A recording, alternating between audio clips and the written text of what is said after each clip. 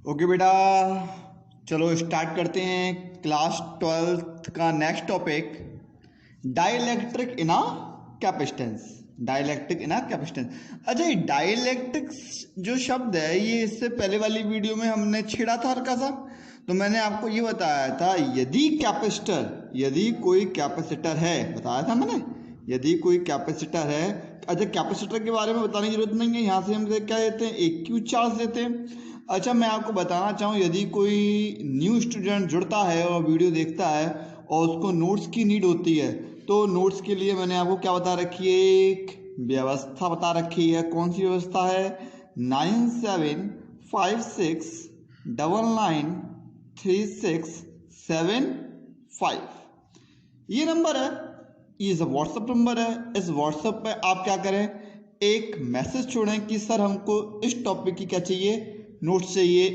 तो आपको नोट्स मिल जाएंगे, चैप्टर के नोट्स मिल जाएंगे, 9, 10, 11, 12 तक के नोट्स वहाँ पर अवेलेबल है।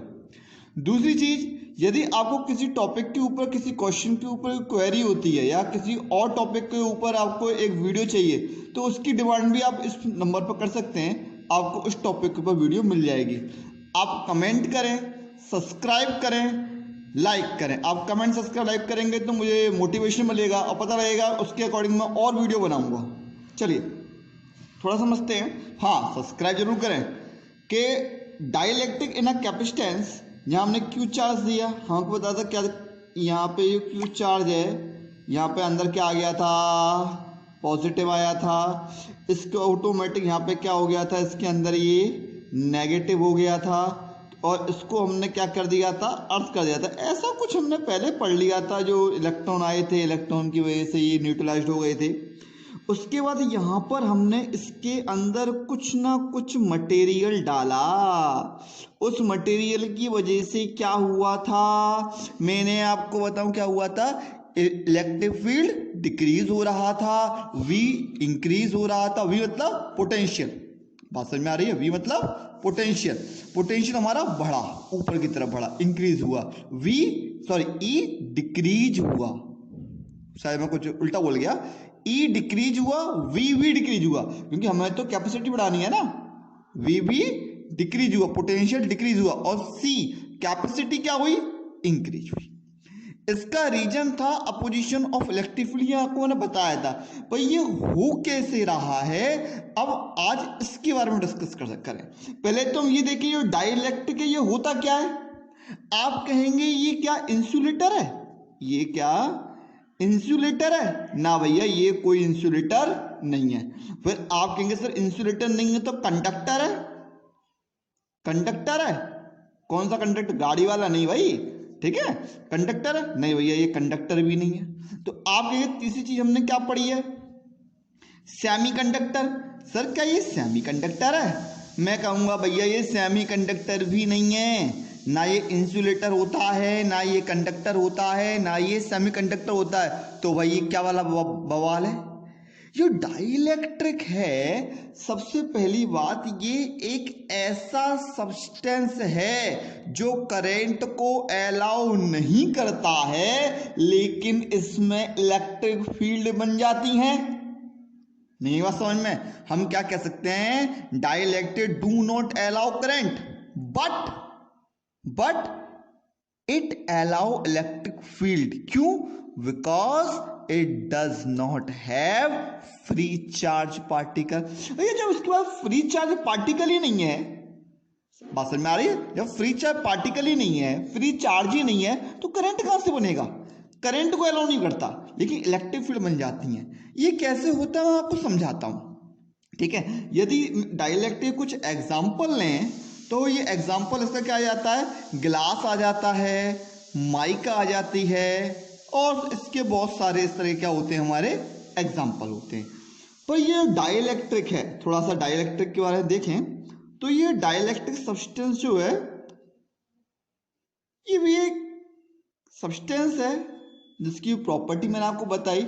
ये दो टाइप के में पाया जाता है, या तो क्या होता है, ये पोलर होता है, और या ये क्या होता है, हमारा नॉन पोलर होता है। या तो ये क्या होगा, पोलर होगा भाई साहब, नहीं पोलर नहीं होगा तो क्या होगा, ये नॉन पोलर होगा।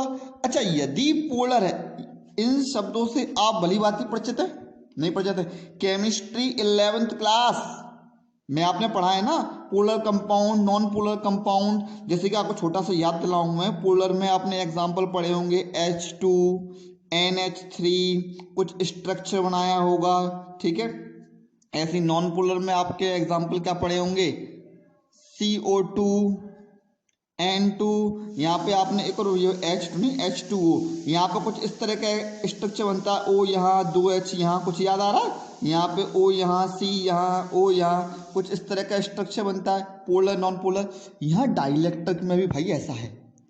इससे होता क्या है, थोड़ा ध्यान देना, यदि पोलर डाई इलेक्ट्रिक है, यदि पोलर डाई इलेक्ट्रिक है तो यहां पर हमारा जो कॉम्बिनेशन होता है इसके इंटरनल मॉलिक्यूल का, कौन से, इस ये सब्सटेंस है तो ये सब्सटेंस में क्या होगा, इंटरनल मॉलिक्यूल होंगे, छोटे छोटे छोटे छोटे छोटे छोटे छोटे छोटे छोटे छोटे छोटे छोटे छोटे छोटे छोटे छोटे होंगे, यहाँ पे नहीं होंगे, होंगे ना। तो इन इंटरनल मॉलिक्यूल का खुद का क्या होगा, सिंपल सी बात है, इंटरनल मॉलिक्यूल है तो इसके अंदर एटम है, एटम मतलब इलेक्ट्रॉन है और प्रोटॉन है, number of electron number of proton बराबर है, बराबर है तो क्या होते हैं, वो अरेंज हो जाते हैं। कैसे अरेंज होते बताऊंगा। तो उनका जो कॉम्बिनेशन होता है वो कैसा होता है, असिमेट्रिक कॉम्बिनेशन होता है। क्या होता है, असिमेट्रिक कॉम्बिनेशन। कब, जब इसको कैपेसिटर के अंदर इंसर्ट किया जाता है, रखा जाता है। जैसे ही इसको हम कैपेसिटर के अंदर धरते हैं, कैपेसिटर के अंदर रखते हैं, तो इसका कैसा कॉम्बिनेशन है, असिमेट्रिक कॉम्बिनेशन है। उसके अकॉर्डिंग इसमें मूवमेंट आ जाता है। आप जानते हैं मूवमेंट, हमने पहले पढ़ा रखा है 11th क्लास में, आपको बताया था मूवमेंट क्या होता है। जब दो पॉइंट होते हैं, दो पॉइंट पे हमारी कोई फोर्स लगा, कोई क्वांटिटी लगती है 20 से यहाँ तक की डिस्टेंस, ये इनटू ये डिस्टेंस, इससे मूवमेंट क्लियर होता है, ठीक है। उस मूवमेंट से क्या बनता है, मोमेंटम बनता है, आपने पढ़ा हुआ है ना। वहीं से टॉर्क आया था हमारा, तो एसिमेट्रिक, तो हम क्या कह सकते हैं, इट हैव डाइपोल मूवमेंट। यदि ये वाला डाइलेक्ट्रिक सब्सटेंस है तो भाई साहब इसके पास एक डाइपोल मूवमेंट होगा। अच्छा यदि नॉन पोलर है तो, नॉन पोलर तो क्या होगा, यदि नॉन पोलर होता है तो सिमेट्रिक मॉलिक्यूल होते हैं इसके। कैसे होते हैं, सिमेट्रिक मॉलिक्यूल। अच्छा इसमें ये केवल हल्का सा इंट्रोडक्शन है आपकी एनसीईआरटी में। मैं जो फॉलो कर रहा हूं पूरा का पूरा भाई एनसीईआरटी को फॉलो कर रहा हूं, और यही है, जितना मैं करा रहा हूं, जैसे मैं करा रहा हूं वैसे वैसे करते हैं। 100% विश्वास के साथ रखें। मैं आपसे कह रहा हूं 70 नंबर के पेपर में से 60 नंबर की मेरी गारंटी है। जितना मैं बता रहा हूं वैसा आएगा 60 मार्क्स की। बचे 10 नंबर। 10 नंबर आपकी मेहनत के ऊपर डिपेंड होंगे, आप कैसी मेहनत कर रहे हैं। इधर देखिए, ये असिमेट्रिक मॉलिक्यूल होता है। ये असिमेट्रिक मॉलिक्यूल क्या करता है, डू नॉट हैव, क्या नहीं होता इस पर, dipole, do not have dipole movement of their own. इसका खुद का कोई डाइपोल मूवमेंट नहीं होता। इतनी बात समझने की। अच्छा यदि देखिए तो हम मान लीजिए पोलर मॉलिक्यूल लेते हैं, पोलर मॉलिक्यूल लेते हैं हम डाइलेक्ट्रिक के लिए, तो किस तरह से होगा मैं एक आपको करके बताता हूँ। देखिए ये डाइलेक्ट्रिक डालने से प्रभाव कैसे पड़ता है। ये मैंने मान लीजिए कोई क्या लिया, मैं इसका पॉजिटिव साइन बाहर बना लूँ, आपको तो पता ही है अंदर बनता है, मैंने रीजन आपको बता चुका हूँ। अंदर ही क्यों होता है, पॉजिटिव ही क्यों होता है, नेट चार्ज क्या होता है मैं आपको बताऊँ। अच्छा मैं आपसे एक क्वेश्चन पूछूं, एक क्वेश्चन है कई बार आता है, कैन, क्या ये हमारा इन्फिनिटी चार्ज हो सकता है, जो कैपेसिटर है वो इन्फिनिटी चार्ज हो सकता है, नहीं हो सकता। क्यों नहीं हो सकता, क्योंकि भाई इसकी एक लिमिट है, तब तक चार्ज कर सकते हैं, और चार्ज इसे करने के लिए, स्टोर करने के लिए मुझे इसका पोटेंशियल कम करना पड़ेगा। और ये जो कांड कर रहे हैं हम डाइलेक्ट्रिक वाला, किस चीज के लिए कर रहे हैं भैया, पोटेंशियल को कम करने के लिए, ठीक है। तो यहाँ पे पॉजिटिव चार्ज था, हम चार्ज दे रहे थे, यहाँ पे इसे अर्थिंग कर रहे थे, इसकी वजह से यहाँ पे क्या हो गया, एक नेगेटिव चार्ज हो गया। अच्छा एक सी बात देखें, यदि ये पॉजिटिव है ये नेगेटिव है, इन दोनों के बीच में क्या होगा, भाई साहब एक इलेक्ट्रिक फील्ड डेवलप होगी, इसे मैं कहूँगा इलेक्ट्रिक फील्ड आउटसाइड वाली डेवलप हुई, ठीक है। इन दोनों के बीच की डिस्टेंस डी, मैंने आपको समझाने के लिए इतनी दूर रखा, मैंने आपको बताया था डी बहुत छोटा लेते हैं, इन दोनों का एरिया बराबर लेते हैं, तो ये ई डेवलप होगी प्लस टू माइनस, बात समझ में आती है इतनी। अब मान लीजिए, अच्छा एक चीज और, यदि ई डेवलप होती है, मान लीजिए मैं इसमें कोई सब्सटेंस डाल देता हूं, ये सब्सटेंस डाइइलेक्ट्रिक सब्सटेंस है और इस सब्सटेंस के पास कुछ क्या है, अपने खुद के मॉलिक्यूल हैं। आ रही बात समझ में, ये जी गई, आहा ये ठीक है, तो मैं बना दी है। अच्छा मॉलिक्यूल है तो क्या होगा, ये कौन सा साइन है, पॉजिटिव, कौन सा है, पॉजिटिव। यदि मॉलिक्यूल है तो इसके खुद के क्या होंगे, इलेक्ट्रॉन भी होंगे, प्रोटॉन होंगे, तो इस इंटरनल मॉलिक्यूल के ये किस चीज को अपनी तरफ अट्रैक्ट करेगा, माइनस को, ये वाला माइनस इसके क्या क्या बनाएगा, प्लस, ये इंटरनली हो रहा है इसमें भाई साहब। ऐसे ही इसका ये माइनस होगा, इसका प्लस होगा, इसका माइनस होगा, इसका प्लस होगा, इसका माइनस होगा, ऐसे हर मॉलिक्यूल का बनेगा। अच्छा हर मॉलिक्यूल का बनेगा तो ये कौन सा मॉलिक्यूल है, पोलर मॉलिक्यूल है, पोलर मॉलिक्यूल डाइइलेक्ट्रिक का है, तो ये क्या फॉर्म करेगा, अब ये बताया डाइपोल फॉर्म करेगा। डाइपोल की डायरेक्शन कहाँ होती है, माइनस से प्लस की तरफ, तो यहां पर ये आएगी हमारी डाइपोल की डायरेक्शन, साइन क्या आता है इसका, पी। इतनी बात समझ में आई। अब यदि यहां माइनस है यहां प्लस है, तो इसकी मॉलिक्यूल की इंटरनल इलेक्ट्रिक फील्ड कहां बनेगी, केवल एक मॉलिक्यूल की मैं बात करूं तो आप कहेंगे सर इस प्लस से इस माइनस की तरफ इसकी डायरेक्शन बनेगी, तो ये इंटरनल इलेक्ट्रिक फील्ड की डायरेक्शन बनी, इंटरनल वाली। यहाँ ये कैसे बनी, दोबारा बताऊं, इस प्लस की वजह से इन मॉलिक्यूल का माइनस यहाँ आया, इस माइनस की वजह से इन मॉलिक्यूल का पॉजिटिव यहाँ आया, ये इंटरनल डायरेक्शन बनी, ये आउटरनल डायरेक्शन थी। ये इंटरनल डायरेक्शन भाई साहब इस आउटरनल डायरेक्शन क्या कर रही है, अपोज कर रही है, तो मैं क्या कह सकता हूं, मैं कह सकता हूं कि when exposed to external electric field then dipole of all molecule are aligned, ये सारे के सारे अलाइन हो जाएंगे कहां पर, इन सेम डायरेक्शन, एक ही डायरेक्शन बनेगी इस इलेक्ट्रिक फील्ड की तरह, सबकी डायरेक्शन एक ही होगी, in same direction of electric field intensity. इससे एक इलेक्ट्रिक फील्ड इंटेंसिटी डेवलप होगी। कैसे डेवलप होगी मैं आपको बताऊं, ये प्लस वाले हैं तो यहां पर इंटेंसिटी बनेगी प्लस वाली और यहां पे बनेगी हमारी कौन सी वाली, माइनस वाली।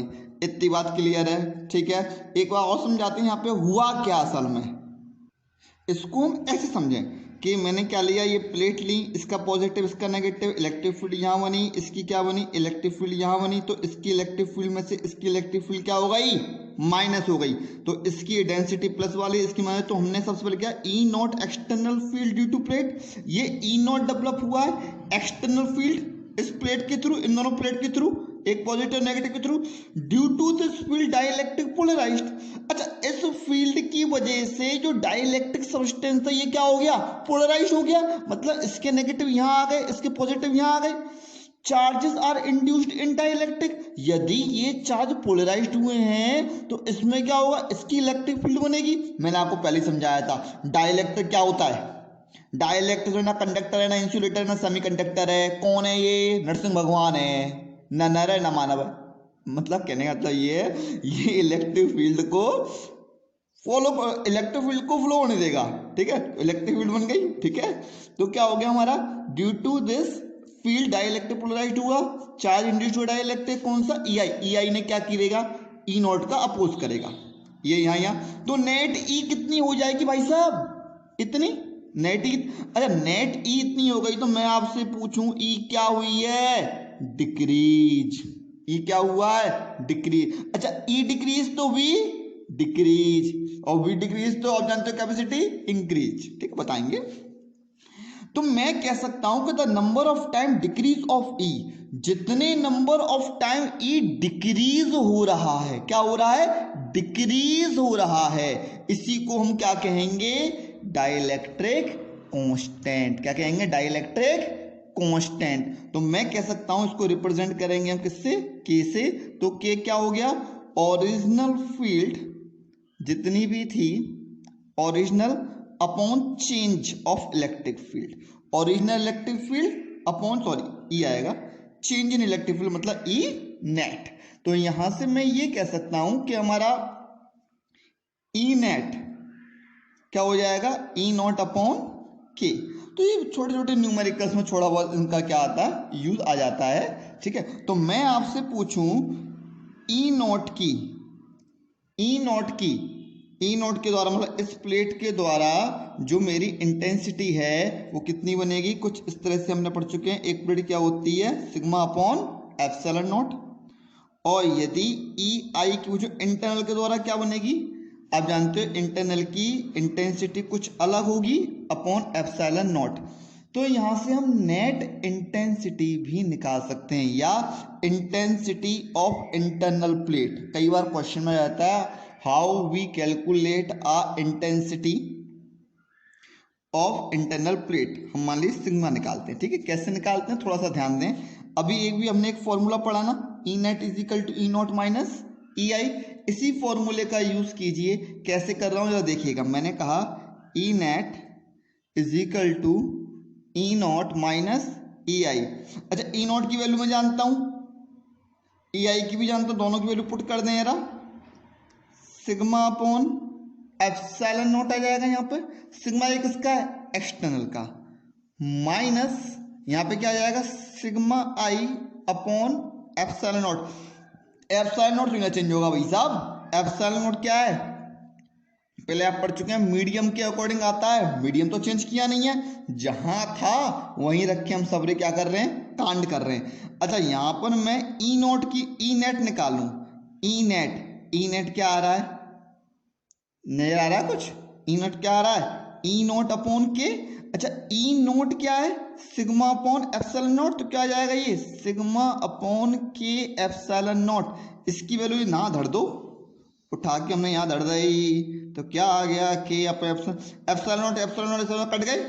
तो इसको हम पूरा सॉल्व करें तो मैं आपसे पूछूं सिग्मा आई क्या आएगा। आप गणित के बहुत बड़े ज्ञाता हैं, क्या कर देंगे, सिग्मा ब्रैकेट में 1 माइनस 1 अपॉन के, ये आएगा। ये क्या है, इंड्यूस चार्ज डेंसिटी। मैं इंटेंसिटी इसको बोल रहा था, तो डेंसिटी कहेंगे, ठीक है। तो ये डेंसिटी निकाल ली किसकी, इंड्यूस चार्ज की। तो मैंने ये क्या निकाल दिया, induced charge density, density, induce charge density हमने निकाल के यहां धर दी। ये पूछ ली जाती है इंड्यूस चार्ज डेंसिटी हमारी कितनी आई। हम पहले इसके अकॉर्डिंग डेंसिटी कितनी थी और कितनी इंड्यूस्ड हो गई, ये क्या है, इंड्यूस चार्ज डेंसिटी सिग्मा आई, इंड्यूस कितनी हुई। अब मैं आपसे पूछूं, ये हमने जो काम किया डाइलेक्ट्रिक डाला, इससे हुआ क्या, थोड़ा सा मैं यहां समझाया, साइड से समझ लेते हैं इसका हुआ क्या। क्योंकि जब मैंने इसके अंदर ये डाइलेक्ट्रिक सब्सटेंस डाला तो उससे क्या हुआ, डाइपोल मोमेंट डेवलप हुआ। मैंने बताया था ना, मॉलिक्यूल होते हैं, ये मैंने पीछे वाले उसमें बताया कि ये मॉलिक्यूल होते हैं तो क्या क्रिएट करते हैं, एक डाइपोल क्रिएट करते हैं। तो यहाँ पर क्या क्रिएट हुआ, डाइपोल मोमेंट डेवलप हुआ। इससे क्या हुआ, पोलर मॉलिक्यूल थे, dipole moment develop, dipole moment क्या हुआ, डेवलप्ड हुआ। इतनी बात समझ में आ रही है। डाइपोल मोमेंट, इसके अंदर जो डाइलेक्ट्रिक के मॉलिक्यूल थे उसके अकॉर्डिंग डाइपोल मोमेंट डेवलप हो गया। मैंने बताया था पोलर मॉलिक्यूल में होता है। डाइपोल मोमेंट जो डेवलप होता है वो डायरेक्टली प्रोपोर्शनल होता है, पी डायरेक्टली प्रोपोर्शनल किसके, इलेक्ट्रिक फील्ड की। क्योंकि डाइपोल मोमेंट जो डेवलप हुआ किसकी वजह से हुआ भाई साहब, ये इलेक्ट्रिक फील्ड जो थी, नेट इलेक्ट्रिक फील्ड जो बनी इसकी वजह से। माइनस यहाँ है प्लस यहाँ है, बात समझ में आ रही है। अच्छा, ये डायरेक्टली प्रोपोर्शनल होता है इसके। जब हम प्रोपोर्शनलिटी यहां से हटाते हैं तो एक छोटा सा कांस्टेंट आता है। देखो ये कांस्टेंट कुछ इस तरह से बनता है ये, और इसको बोलते हैं इलेक्ट्रिकल ससेप्टिबिलिटी। ये क्या होता है, इलेक्ट्रिकल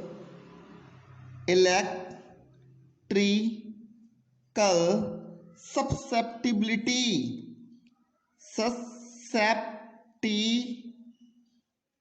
एक नया कांस्टेंट आया, और यहीं पर यदि हम E को 1 कर दें तो इलेक्ट्रिक ससेप्टिबिलिटी किसके बराबर हो जाती है? डाइपोल मोमेंट P के। हम कह सकते हैं इलेक्ट्रिकल ससेप्टिबिलिटी मैं ही खुद 3-4 बार ट्राई कीजिएगा, बोल लोगे आप। Susceptibility shows the electrical behaviour of dielectric slab. ये इलेक्ट्रिक ससेप्टिबिलिटी क्या करती है? इलेक्ट्रिकल बिहेवियर बताती है। किसका? डाइलेक्ट्रिक स्लैब का। डाइलेक्ट्रिक स्लैब कौन सी है? ये होती है हमारी क्या? Dielectric slab. ये इलेक्ट्रिक स्लैब होती है। बात समझ में आती है? ये क्या होती है? मेरी इलेक्ट्रिक स्लैब। अच्छा, ये बात करें, समझ में आ गई कि क्या बताती है हमारी? Electrical susceptibility shows the electrical behaviour of dielectric slab. अब इस डाइलेक्ट्रिक स्लैब डालने का भाई साहब क्या इफेक्ट हुआ? सोचें क्या इफेक्ट हुआ। आप 2 मिनट में बता दो क्या इफेक्ट हुआ। बताते हैं हम क्या इफेक्ट हुआ अभी। तो देखिए हम क्या इफेक्ट हुआ इसका, कि हमने देखा डाइलेक्ट्रिक जो कांस्टेंट है के, इसका प्रभाव क्या पड़ेगा? अब यही मैंने बताई थी, ई मेरी क्या हो जाएगी? डिक्रीज हो जाएगी। बताया मैंने कैसे? E equal to E0 upon के। मैं आपसे पूछूं V पर क्या प्रभाव पड़ेगा, तो ये बात सिंपल है कि यदि E डिक्रीज हुई है तो V पोटेंशियल तो ऑटोमेटिक डिक्रीज होना है। ये डिक्रीज होना है, हम ये कह सकते हैं E को देखते हुए। मैं कह रहा हूं कि इसे प्रूफ कर दीजिए कितना डिक्रीज होगा, और ये वाली बात सिंपल है। यदि हमारा ये K टाइम्स डिक्रीज हो रहा है तो V भी कितना डिक्रीज होगा? K टाइम्स डिक्रीज होगा। पर लेकिन प्रूफ करने के लिए आ जाए, प्रूफ कीजिए कि पोटेंशियल कितना डिक्रीज हुआ है, V equal to V0 upon K. Proof कीजिए।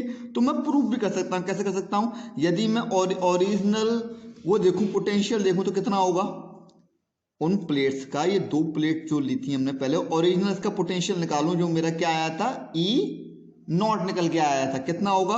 V0 equal to E0 into D. ये फर्स्ट इक्वेशन मानी। अच्छा, ये क्या है? Without dielectric. कोई डाइलेक्ट्रिक तो डाला नहीं है। ये मेरा प्लस वाला है, ये मेरा माइनस वाला है। अच्छा, यदि मैं इसके अंदर डाइलेक्ट्रिक और डाल लूं तो कोई ना कोई इसका नया पोटेंशियल हो जाएगा। नया पोटेंशियल हो जाएगा मतलब नई इलेक्ट्रिक फील्ड आ जाएगी। नई इलेक्ट्रिक फील्ड आ जाएगी, डिस्टेंस तो ना चेंज हो जाएगी। तो ये मेरा नया आ गया। अच्छा, E की वैल्यू अभी अभी हमने देखा, यहां पे इलेक्ट्रिक फील्ड कितनी है? E equal to E0 upon K. Value धर दी E0 अपॉन के। इसको माना फर्स्ट इक्वेशन, इसको माना सेकंड इक्वेशन। यदि इन दोनों को क्या कर दें, हम कंपेयर कर दें, तो क्या आएगा भाई साहब? V0 upon V। क्लियर है? तो यहां पर आ जाएगा E0D अपॉन E0D अपॉन के। E0D से E0D करेंगे, के कहां चला जाएगा? ऊपर। तो ये कुछ ऐसा नहीं आ जाएगा, V0 upon V equal to के। तो मैं आपसे पूछूं, सॉरी ये के है, मैं आपसे पूछूं, क्या पूछ रहा हूं मैं? कि मेरा नया V कितना हो गया? इसको यहां पहुंचा दो, इसको यहां। तो V0 अपॉन के, मतलब पुराने V में से कुछ के चीज क्या हो रही है? डिवाइड हो रही है। पुराने V में से कुछ के चीज डिवाइड हो रही है। इसका मतलब क्या? पोटेंशियल क्या हो रहा है भाई साहब? सीधी सी बात है, डिक्रीज हो रहा है। तो मैं आपसे पूछूं C पे क्या प्रभाव पड़ेगा? आप कहेंगे जब E डिक्रीज है, V डिक्रीज है, तो C क्या होता है? इंक्रीज होता है। ये कॉन्सेप्ट है जो मैं आपको पहले बता चुका हूं कि यदि C इंक्रीज करना है, कैपेसिटी इंक्रीज करनी है, तो V को क्या करना पड़ेगा? डिक्रीज करना पड़ेगा। अच्छा, यहां हमने भाई साहब चार्ज से छिड़ाखानी नहीं करी है, चार्ज केवल कांस्टेंट चल रहा है। क्योंकि E जो डिक्रीज हुई है वो इसके इंड्यूस्ड, हमने नया जो इलेक्ट्रिक फील्ड इंड्यूस्ड किया उसकी वजह से हुई है। ध्यान रखें, V डिक्रीज करने से C इंक्रीज हो रहा है। ये इस टाइम पर Q कांस्टेंट है, नहीं तो बेसिकली V का बढ़े चढ़ने का प्रभाव कम ज्यादा करने वाला C पर नहीं पड़ता। ये हम पहले पढ़ चुके हैं। पर यहाँ पर चार्ज को कांस्टेंट रखा है, E से हमने छिड़ाखानी करी है। कंफ्यूजन मत रहिएगा, क्लियर रखिएगा कॉन्सेप्ट को। तो C क्या हुआ? इंक्रीज हुआ। कितना इंक्रीज हुआ, ये कैसे निकाला जाए?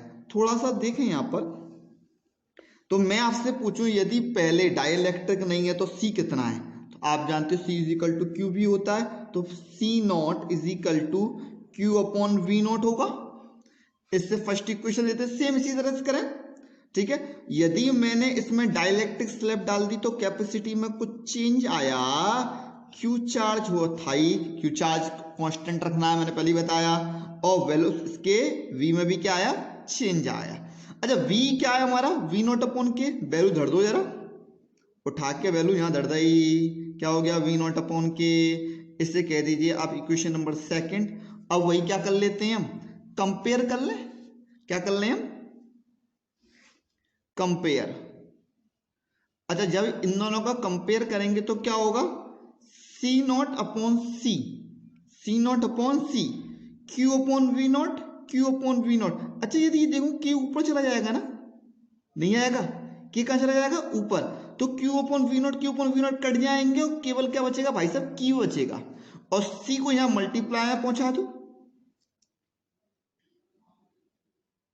सही आ रहा है सब कुछ, आइटम बवाल हमारा, कुछ अब मिस्टेक हो रही है लगता है।